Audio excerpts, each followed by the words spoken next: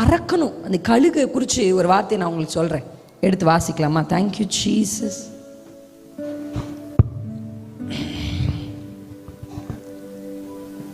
நீதிமொழிகள் 30வது அதிகாரம் 18ஆம் வசனம் வாசிக்கலாமா?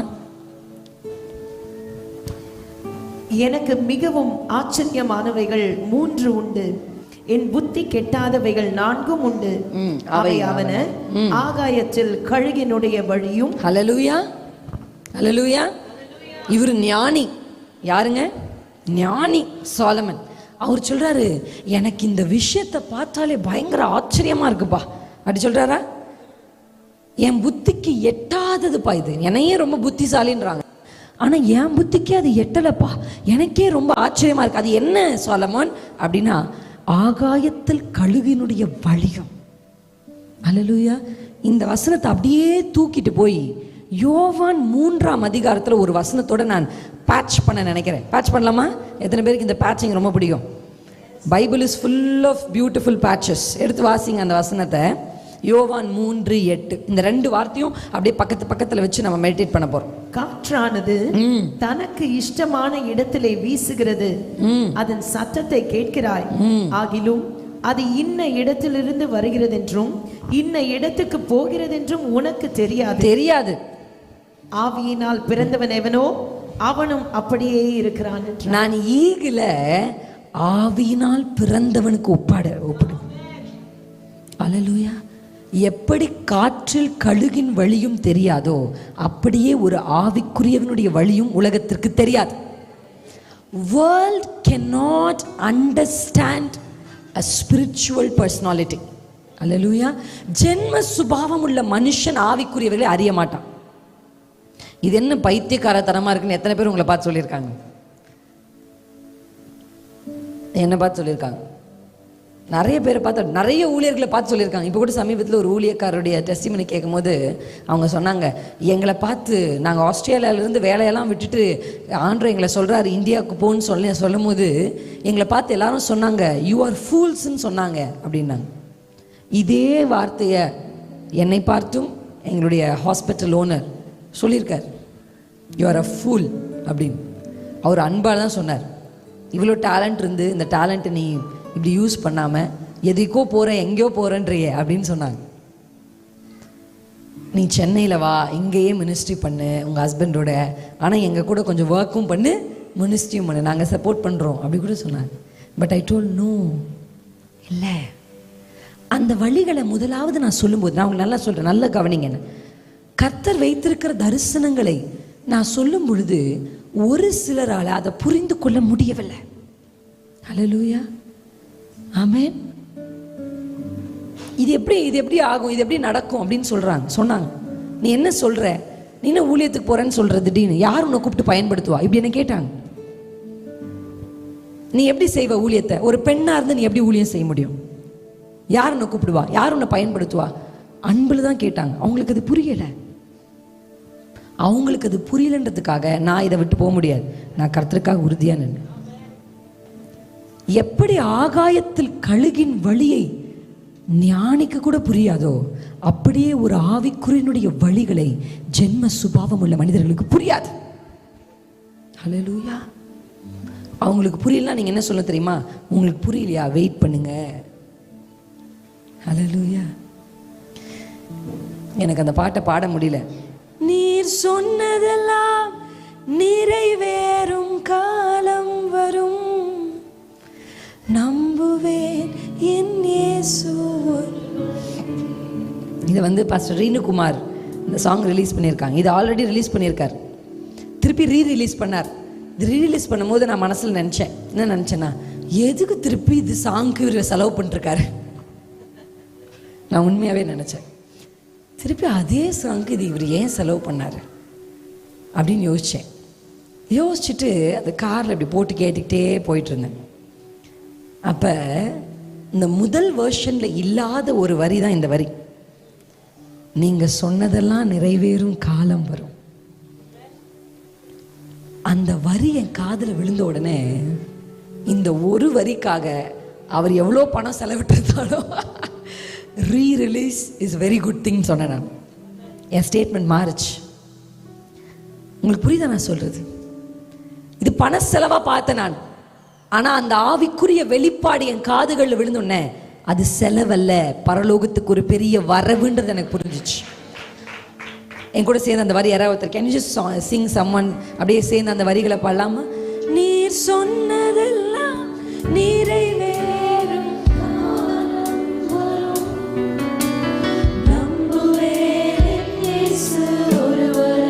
நீர் சொன்னதெல்லாம்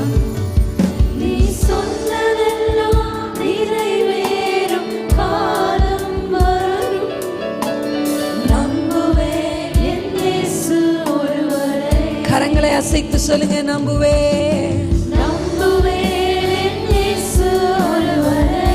ஷகலதரபலா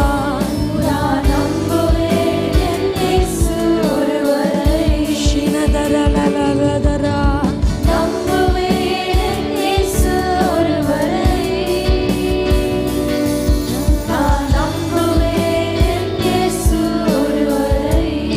அல்லேலூயா அல்லேலூயா. அவங்களுக்கு புரியலன்றதுக்காக நீங்க ஒத்து போக கூடாது. நீங்க கழுகுகள், கோழிகளோடு போட்டி போடாதீங்க. கோழி கீழே இருக்கிறதெல்லாம் கொத்திக்கிட்டு கிடக்கும், அதுக்கு அது மட்டும்தான் தெரியும், இம்மைக்குரிய காரியம் மட்டும்தான் தெரியும். ஆனா நீங்க அப்படிப்பட்டவர்கள் அல்ல.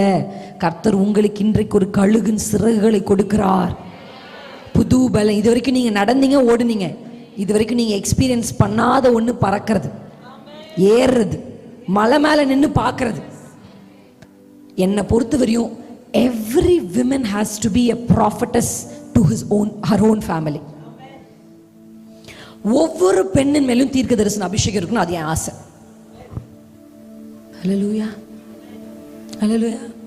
பெண்களுக்குள்ள நேச்சுரலா பின்னாடி நடக்க போறத முன்ன உணர்கிற ஒரு இருதயம் பெண்களுக்கு இருக்கு. கரெக்டா இல்லைங்களா? கரெக்டா இல்லை? எனக்கு ஏதோ தோணுது, எத்தனை முறை சொல்லியிருக்கீங்க, எனக்கு ஏதோ சரின்னு படலை. நமக்குள்ள நேச்சுரலாகவே கர்த்தர் அந்த எபிலிட்டியை கொடுத்துருக்காரு. அதுவே பரிசுத்த ஆவியானவர் உள்ள வந்து நீங்கள் இடம் கொடுத்தீங்கன்னா ஆண்டவர் உங்களுக்கு முன்னமே சொல்லுவார். இப்போ உங்கள் கணவர் இருக்கிற நிலையை பார்க்கக்கூடாது, இப்போ உங்கள் பிள்ளைகள் இருக்கிற நிலையை பார்க்கக்கூடாது. ஒரு நாள் வரும், ஒரு நாள் வரும், என் கணவர் வேதத்தை தூக்கி கர்த்தருடைய ஆலயத்தில் நிற்பாரு. ஒரு நாள் வரும், இன்னைக்கு மோசமாக இருக்கிற என் பிள்ளை கர்த்தருடைய ஆலயத்தில் நிற்பான். அது எப்போ வரும்னா, ஒரு ஆவிக்குரிய கழுகு போல உயர பறந்தாதான் கீழே பார்க்க முடியும். சும்மா கோழி மாதிரி சுற்றி இருக்கிறவங்கள பார்க்கறதுக்கு இல்லை. அவங்க எதை கொத்திக்கிட்டு இருக்காங்களோ அதையே நீங்கள் கொத்திக்கிட்டு இருக்கிறதுக்கு அல்ல. நீங்கள் ஒரு ஆவிக்குரியவர்கள். எப்படி கழுகின் வழியை ஆகாயத்தில் அறிய முடியாதோ அப்படியே ஒரு ஆவிக்குரியனுடைய வழியை இந்த பூமியில் அறிய முடியாது. ஜென்ம அது காற்று வீசுறது உனக்கு தெரியுமா? அங்கே ஆண்டவர் சொல்கிற இயேசு கிறிஸ்துடைய வார்த்தைகள், இட்ஸ் வெரி டீப்பர் டாக்டர். எனக்கு மெசேஜ் டைம் 6 மணி நேரம் தான் பத்தும், 6 hours தான் எனக்கு, மினிமம் 3 hours தான் எனக்கு பத்தும் மெசேஜ் டைம். இப்போ பாட முடியாததுனால தான் இப்படி போயிட்டுருக்கு. பாடுறதுன்னா எனக்கு 15 பாட்டு பாடியிருப்பேன் நான். ஐ சிங், ஐ ப்ரைஸ், அப்படி தான் பண்ணிகிட்டே இருப்பேன் நான். I keep on singing songs. ஏன்னா நீ காத்துருன்னு சொன்னால் ஜனங்களுக்குள்ள அவ்வளோ எஃபெக்டிவாக இருக்காது. அதே ஒரு பாட்டு பாடும்போது அப்படியே உள்ளே போகுது. அது அப்படி பழகிட்டேன். அது ஆசீர்வாதமாகவும் ஜனங்களுக்கு இருக்குது. எனக்கு ரொம்ப பிளெஸ்ஸிங். அது என்னுடைய நான் ஆசீர்வதிக்கப்பட்டதுனால் அது ஜனங்களும் அதை பெற்றுக்கொள்ளணுன்ற ஒரு ஆசை எனக்கு, அவ்வளோதான். இப்போ இந்த வசனத்திலிருந்து பார்த்தா ஆவிக்குரியவர்கள் தான் தேசத்தில் மாற்றத்தை கொண்டு வர முடியும். குடும்பங்களுக்குள்ள சேஞ்சஸ் வரணும் அப்படின்னா ஸ்பிரிச்சுவல் விமன் தான் அதுக்கு சரி. Christian women is not enough. Faithful women is not enough. Hallelujah. It's not enough. Praying women is not enough. ஏன் தெரியுமா? ஸ்பிரிச்சுவலாக ப்ராஃபஸைங் விமன் வேணும், வெளிப்பாடுகள் உள்ள விமன் வேணும். ஹல்லேலூயா.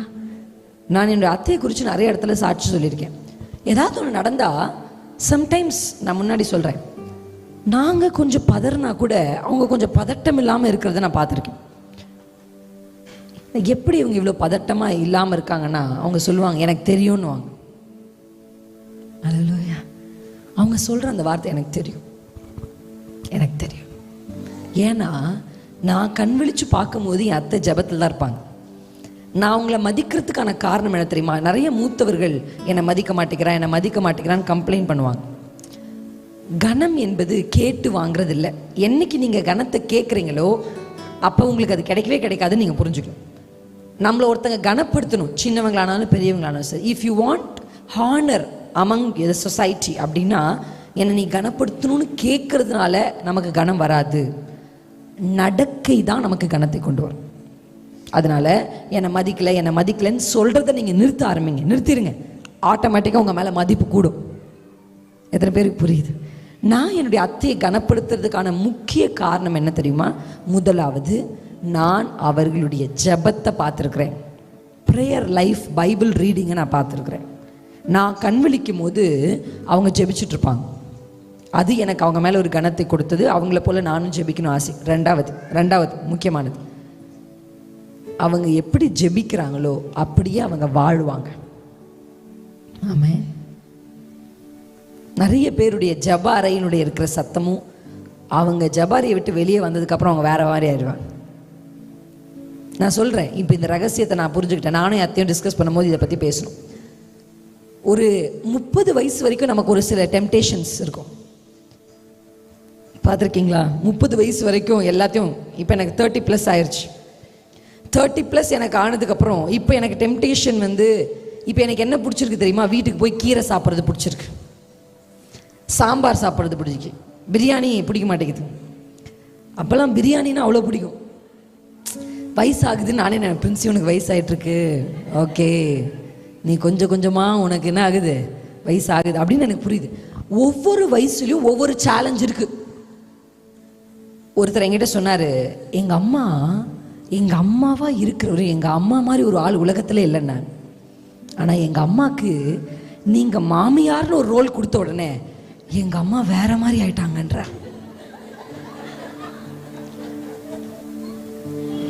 அம்மால நீங்கள் 100 மார்க், மாமியாருன்ற இடத்துல நீங்கள் ஃபெயில் ஆயிட்டீங்களே. இப்போ சோதனை என்னன்னா, நீங்கள் 50 வயசு வரையும் ஜெயிச்சிட்டீங்க.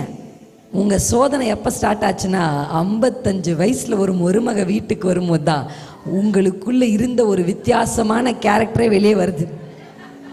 இது ஏதோ பிசாசெல்லாம் பிடிக்கல, உள்ளதான் இருந்துச்சு.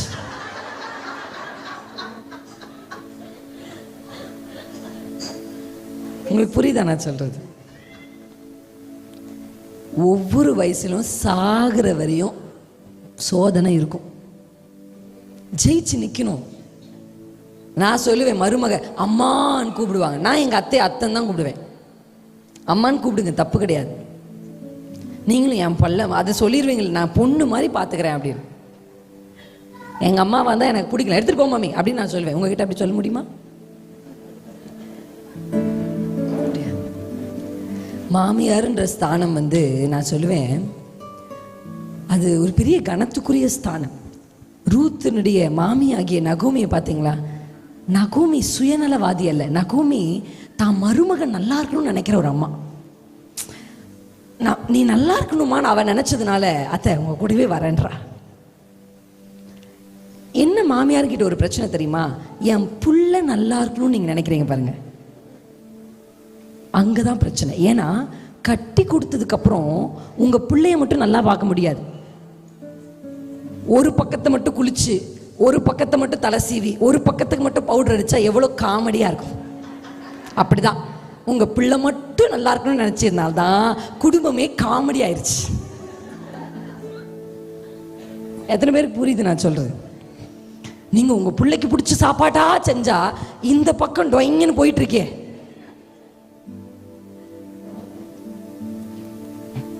உங்களுக்கு நான் எத்தனை பேருக்கு புரியுது நான் சொல்றது? ரெண்டு பக்கங்க, அவங்க ஒரே சரீரம், ஒரே மாம்சம் ஆயிட்டாங்க. கல்யாணம்ன்றது 2 பேரை ஒன்னாக்குனது. அப்ப நீங்க ஒரு பக்கத்துக்கு கவனிப்பு அதிகமா கொடுத்துட்டு இந்த பக்கத்தை கவனிக்கவே மாட்டேங்கிறீங்க. அது எப்படின்னா போட்டோம் அப்படின்னு யோசிக்கிறீங்க. அதனாலதான் குடும்பங்களுக்குள்ள என்ன இல்லை. அல்லேலூயா. எங்க அத்தைக்கு எங்க அம்மா ஹஸ்பண்டுக்கு என்ன பிடிக்கணும்னு தெரியும், எனக்கு என்ன பிடிக்கணும்னு தெரியும்.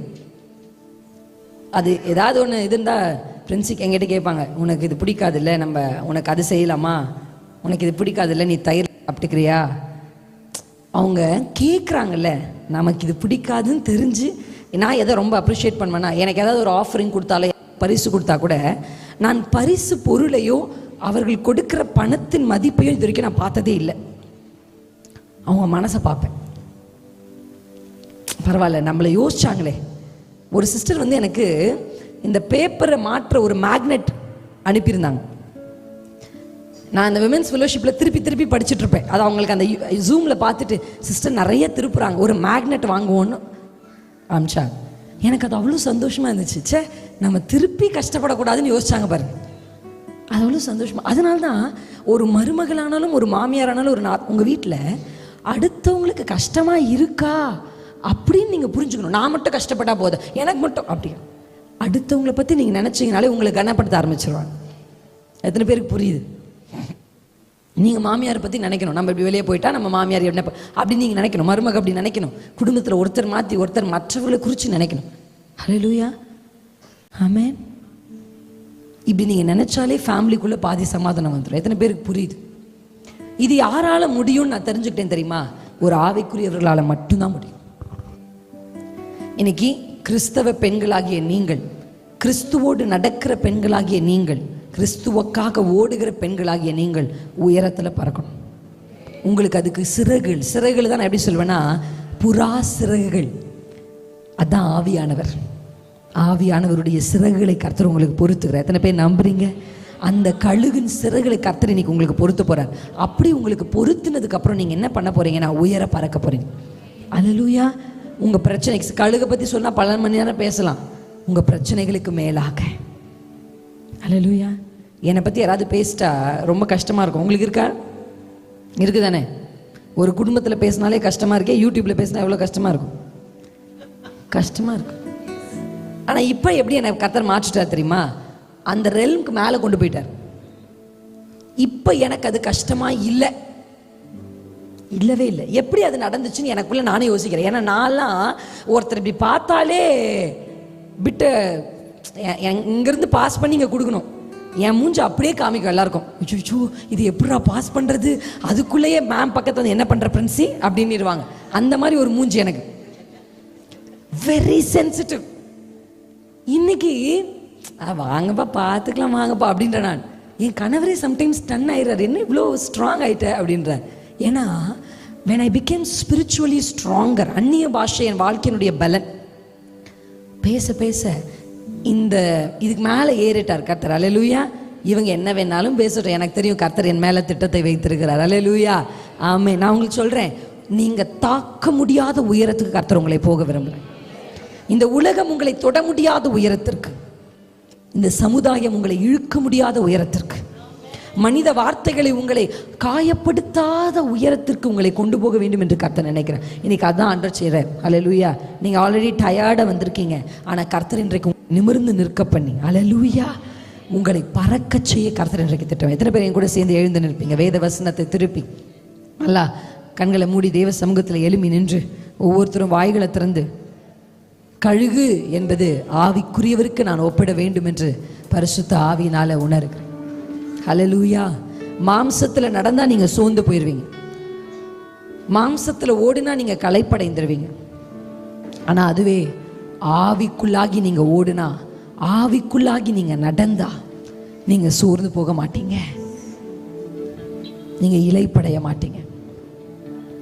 கர்த்தருடைய சமூகத்தில் வாய்களை திறந்து சொல்லுங்க, அப்பா நான் பறக்க ஆசைப்படுறேன், எனக்கு இது போதாது. நான் கோழிகளோடு கொத்தி கொண்டிருக்கிற வாழ்க்கை அல்ல, காகங்களோடு போட்டி போடுகிற வாழ்க்கை அல்ல. இல்லை சகோதரியே, இல்லை. கண்களை மூடி தேவ சமூகத்தில் அப்படியே பேசுங்க. உங்களோட ஆண்டவர் பேசின வார்த்தை அப்படியே ஜெபமாக்குங்க, ஜெபமாக்குங்க. உங்க வாய் திறக்கட்டும், உங்க வாய் திறக்கட்டும். பகைவருக்கு எதிரே என் வாய் திறந்தது என்று அன்னாள் சொன்னாலே, பகைவருக்கு மேலே என் வாய் திறந்ததுன்னு அண்ணா சொன்னாலே, உங்க வாய் திறங்க, வாய் திறங்க, சத்தமிடு, சத்தமிடு. சீயோன் என்னும் சுவிசேஷியே, நீ சத்தமிடு, நீ கூறு, அனௌன்ஸ் பண்ணு. அந்த மலையின் மேல நின்று அனௌன்ஸ் பண்ணு. என்ன சொல்லணும்? அந்த மலையின் மேல ஏறி போய் நான் என்ன சொல்லணும்னா, இதோ இதோ இதோ என் தேவன் இருக்கிறார். மலைக்கு மேல போனாதான் உனக்கு தெரியும் உன் தேவன் இருக்கிறது. ஏறி வா, ஏறி வா, ஏறி வா. கண்களை அடைத்து தேவ சமூகத்தில் ஆவிக்குரிய பெண்கள் ஒவ்வொருவரும் அந்நிய பாஷைகள்ல பேசுங்க. நல்லா பேசுங்க. ஒரு 5 நிமிஷம் எடுத்துக்கலாம். நல்லா பேசுங்க. வாய்களை திறந்து. சின்ன பிள்ளைங்க, வாலிப பிள்ளைங்க, நீங்க ஒரு ஆவிக்குரிய பெண் என்ற நிலைக்கு வரணும். ஜெபம் ஆவிக்குரிய ஜெபமாகணும். வேத வாசிப்பு ஆவிக்குரிய, பரிசுத்த ஆவியினுடைய சிறகுகளை கர்த்தர் உங்களுக்கு பொருத்தணும்னு நினைக்கிறார். ஒரு ஆபரேஷன் இன்னைக்கு ஆண்டவர் செய்ய போறார். நடந்தே டயர்ட் ஆயிட்டீங்களே, நடந்தே டயர்ட் ஆயிட்டீங்களே, காலாட்களோட ஓடியே டயர்ட் ஆயிட்டீங்களே, குதிரையோட ஓட வேண்டாமா? குதிரை ரதங்களுக்கு முன்பாக ஓட வேண்டாமா? சாதாரண மனுஷருக்கு வருகிற சோதனையே நீங்க ஜெயிக்க முடியலையே, எப்படி ஆவிக்குரிய சோதனைகளை ஜெயிப்பீங்க? எப்படி ஆவிக்குரிய யுத்தத்துல ஜெயிப்பீங்க? தேவ சமூகத்துல என்னை ஆவிக்குரியவளாய் மாற்றும் ஆண்டவரே. எனக்கு ஒரு சிறக தாங்கன்னு கேளுங்க. சிறக தாங்க. இவ்வளவு நேரம் கர்த்தருக்காக காத்திருந்தீங்க, இவ்வளவு நேரம் தேவ சமூகத்துல காத்திருந்தீங்க. ஒரு புது பலனை கர்த்தர் கொடுக்கிறார். இதுவரையிலும் நீங்க அனுபவித்திராத ஒரு அபிஷேகம், இதுவரையிலும் நீங்கள் பேசிராத ஒரு பாஷை, இதுவரையிலும் உங்கள் சரீரம் உணர்ந்திராத ஒரு பிரசன்னம், இதுவரையிலும் உங்கள் உதடுகள் அசைந்திராத விதத்தில் அசைகிறது. உங்கள் நாவின் மேல் ஒரு அதிகாரம், உங்கள் உதடுகளின் மேல் ஒரு அதிகாரம்.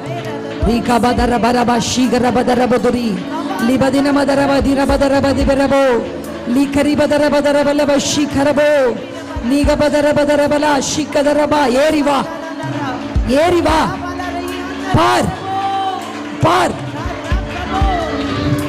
ஏறி வா, ஏறி வா, ஏறி வா. பார் பார், கூறு கூறு, பேசு பேசு பேசு பேசு பேசு. கர்த்தர் என் பட்சத்தில் இருக்க எனக்கு விரோதமாய் நிற்பவன் யார்? உன் வாய் திறக்கட்டும் அண்ணாலே, உன் வாய் திறக்கட்டும். பகைவருக்கு மேலே உன் வாயை கர்த்தர் திறக்க பண்ணுகிறார். பிரச்சனைகளுக்கு மேலே கர்த்தர் உன்னை பறக்க பண்ணுகிறார்.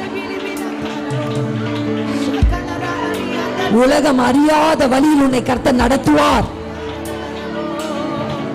ஞானிகளுக்கு புரியாத விதத்தில் கர்த்தர் உன்னை நடத்துவார். இது இவளுக்கு எப்படி நடந்தது? இது இந்த குடும்பத்திற்கு எப்படி கிடைத்தது? இவளுடைய பிள்ளைகள் எப்படி இங்கு போனார்கள்?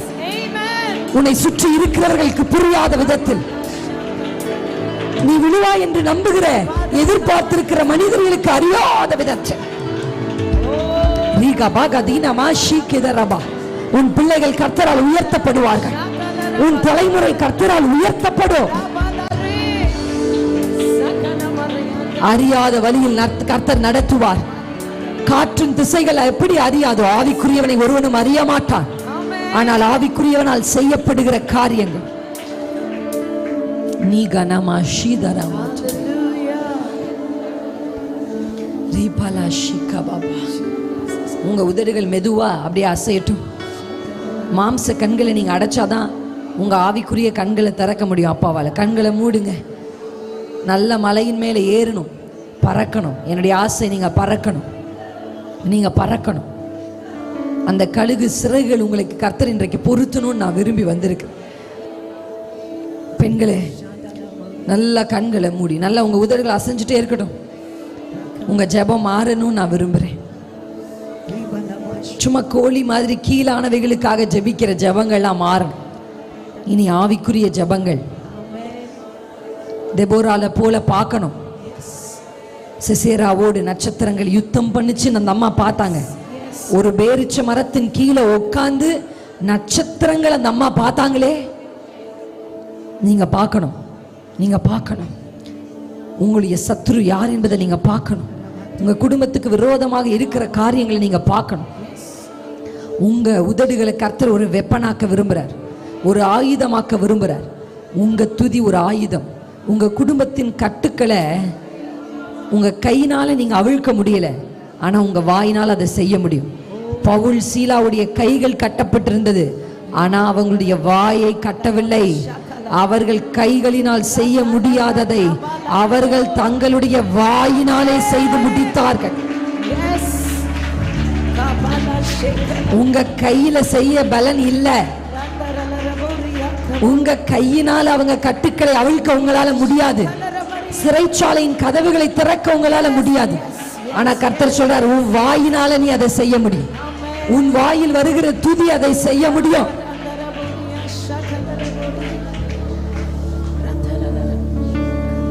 வலது கையை உங்க தலையின் மேல வச்சு நம்ம ஜெபிச்சு முடிக்க போறோம். நல்ல வாய்களை திறந்து ஜெபிங்க. ஆண்டவரே, நான் எனக்காக ஜெபிக்கிறேன். எஸ்தர் சொன்னாலே, நீங்க எனக்காக 3 நாள் ஜெபம் பண்ணுங்க. இன்னைக்கு இங்க வந்த ஒவ்வொரு பெண்களுக்காக நான் ஜெபிக்கிறேன். இவங்க எழும்புனா இவங்க குடும்பம் எழும்பும். இவங்க எழும்புனா சமுதாயம் எழும்பும். இவங்க எழும்புனா தேசம் எழும்பும். மொத்த இஸ்ரவேலின் 20 வருஷ இருளில் இருந்து ஒரு தெபோராளால் அதை செய்ய முடியும் என்றால், இத்தனை பெண்கள் இங்க இருக்கிறாங்களேப்பா, இவர்களால் அதை செய்ய முடியும்னு நான் நம்பி, இவங்க உச்சந்தலையின் மேலே பரிசுத்த ஆவியினுடைய உன்னத அபிஷேகம். சொல்லுங்க, புது பலன், புது பலன், புது பலன், புதிய செட்டைகள், புதிய செட்டைகள், புதிய செட்டைகள், கழுகுக்கு ஒப்பான செட்டைகள், கழுகுக்கு ஒப்பான செட்டைகள், உயர பறப்பதற்கு, மேலிருந்து பார்ப்பதற்கு, இதுவரையில் அவங்க பார்த்திராத ஒரு ஆங்கிள் இருந்து, ஒரு ஆங்கிள் கர்த்தர் சொல்றார், புது ஆங்கிள் உனக்கு நான் காண்பிப்பேன். புது ஆங்கிள். இந்த பிரச்சனையை ஒரே ஆங்கிள் இருந்து நீ பார்த்த, ஆனா கர்த்தர் சொல்ற, உன்னை வேற ஒரு ஆங்கிள் இருந்து இந்த பிரச்சனையை பார்க்க வைத்து, உன் கையை கொண்டே, உன் கையை கொண்டே கர்த்தரதை செய்து முடிக்க போகிறார். கர்த்தரதை செய்து இந்த பிள்ளைகள் மேல, இந்த வாலிப பிள்ளைகள் மேல, வயது முதிர்ந்த அம்மாக்கள் மேல, அன்னாளின் மேல் இருந்த அபிஷேகத்தை இறங்க பண்ணி நான் ஜெபிக்கிறேன். நடுத்தர வயது உள்ளவர்களின் மேல தெபோராளின் அபிஷேகம் இறங்க பண்ணி நான் ஜெபிக்கிறேன். வாலிப பிள்ளைகளின் மேல எஸ்தரின் அபிஷேகம் இறங்கட்டும் என்று சொல்லி ஜெபிக்கிறேன். பழைய ஏற்பாட்டிலே அப்படி பெண்கள் பார்ப்பார்கள், கேட்பார்கள். ஆனால் புதிய ஏற்பாட்டில் உம்முடைய பிள்ளைகள் பார்க்கட்டும். கண்களை திறந்து விடுகிறேன். அவர்கள் நாவை திறந்து விடுகிறேன். உதடுகளில் இனி அவர்கள் தேவ சத்தத்தை கேட்டு அறிக்கை செய்து ஜெயம் எடுப்பார்களாக. நல்ல கைகளை தட்டி, நல்ல கைகளை தட்டி அந்நிய பாஷைகள்ல